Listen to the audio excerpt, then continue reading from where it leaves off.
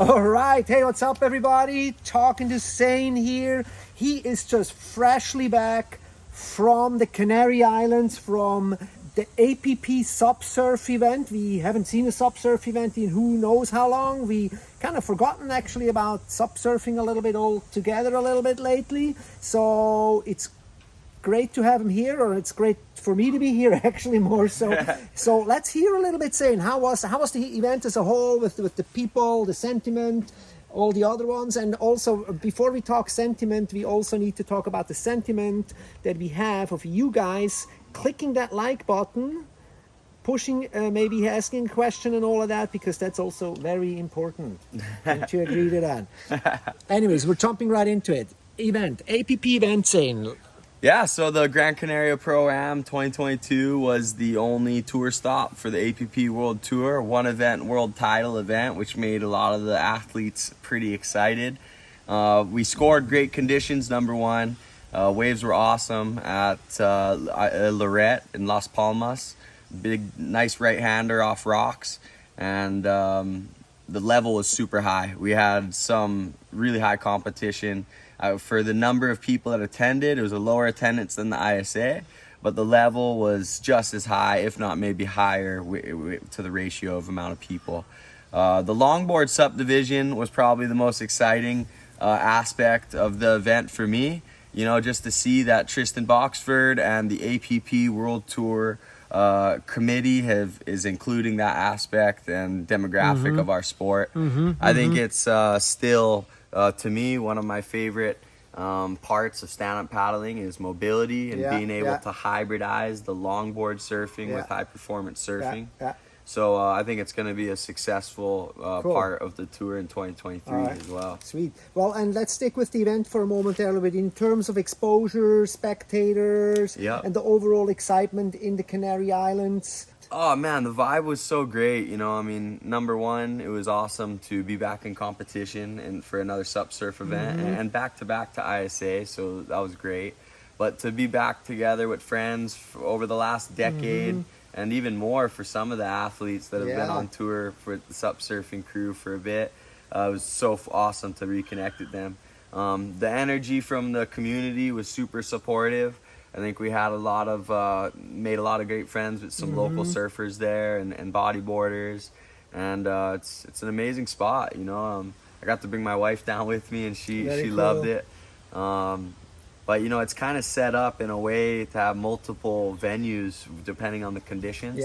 On one side of the point is the beach break, so when the swell was low in the beginning of the holding period, we were able to get through some rounds.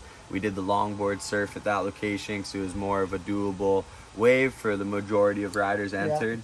And then once the pro division started kicking off, they took it straight around the corner. They had a mobile judging setup, so that was pretty cool. They could just roll on over to the other side and judge us at the more critical wave that is kind of more powerful, El Lorette, which is that right-hander on the rocks. Yeah, the athletes were all pumped too. I mean, there's some Japanese riders that were just killing it. Every Japanese rider that came from Japan was high level. To name a few, Kapono, Kaeda, Sakura, all the Japanese guys, they were just, they were killing it. They're on fire. The Brazilian team was amazing. So let me ask you this, like, it seems like we have a very stronghold in Brazil, a Japanese, also a stronghold now. What are these, do you talk to these people about how SUP surfing is in their region? How, or do they have competitions locally, or what's kind of like, you know, because we're trying to establish here, like, SUP surfing, like, is almost kind of like a halfway dead sport here, but there's people turning out from all corners of the world, so maybe we just don't see it. Well, I don't know about you, Mike. It's never lost excitement for me. You know, I'm born and raised here on Maui, and I've been paddling on days where I could get cross training in for the big days, and I think the sport is a ton of fun. Regardless, though, the sport, I think, is keeping the fire with the core community of paddlers around the world. And in Japan and Brazil, there seems to be still a lot of excitement for it, for sure. With the recent events at the Pan American Games and the Olympics, I think there's more funding into the federations for some countries as well. Not in our case for Hawaii and most North American athletes. You know, there is a part of the sport that I think is slowing down the progression, and that's the boards are getting very low leaderage. And this Yeah. low leaderage, I believe, I'm glad you is, brought that up. you know, to me, not why I love the sport. You Yeah. know, if I'm going to be sinking down to my knees and hips, might as well get on my shortboard already. You know, there's a time and place for Totally. everything. And stand-up paddling, to me, is paddle enhanced surfing, hybridized longboarding and shortboarding, where you know you could ride a longer board and get on the nose, yet still be able to rip some Yeah. badass turns using the paddle.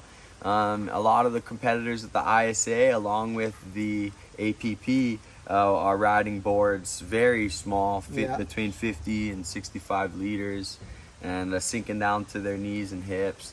And I was a little disappointed personally. The only negative side of the last ISA and APP event was we weren't very strict in enforcing the staying on your board for the duration Yeah, of the heat. you're right.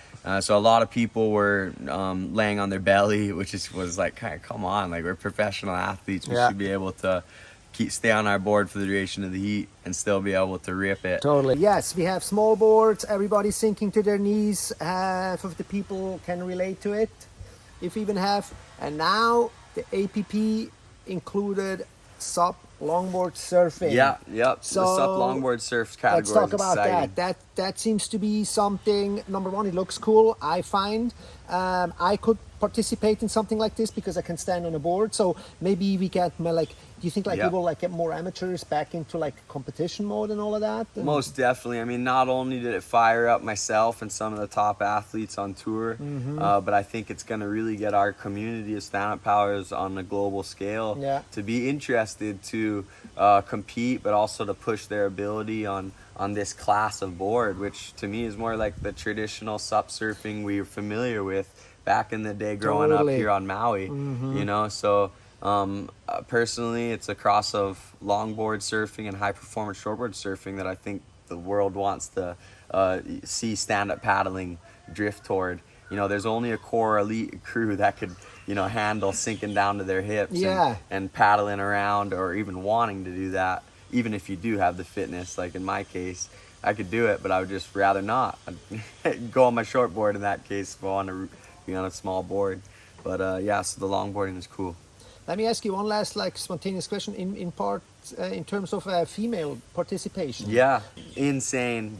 You know, more than, of course, the level has risen in all categories, but really the youth and the women division was not only a higher participation, but they were ripping. I mean, kids that between 13 and 16 years old, completely killing it at a level that we would have seen finalists from 5 years ago, you know. And then also the girls, there's a lot of girls in that category cool. that the men are not wanting to verse up against. So cool. So overall, to sum it up, a great event. We see potential with SUP longboarding. And do we already kind of know what's might be going on next year with the APP? Has there been Yep. any communication? Just a quick look out. Of course, there's a big tour for racing. I know for surfing, they're looking at 3 events for 2023, Okay. so that could be pretty exciting. They have some cool locations planned. Gran Canaria is confirmed. I'm not sure exactly if they have the other 2 events, but it sounds like Peru and Maldives, Okay. which could be super exciting. All right. Well, we always take those with a grain of salt because you never know there. But yeah, man, awesome. Thank you so much, Shane. Super cool. I hope you guys learned something, enjoyed this video, and we'll see you in the next one. Right on. Thanks, you guys.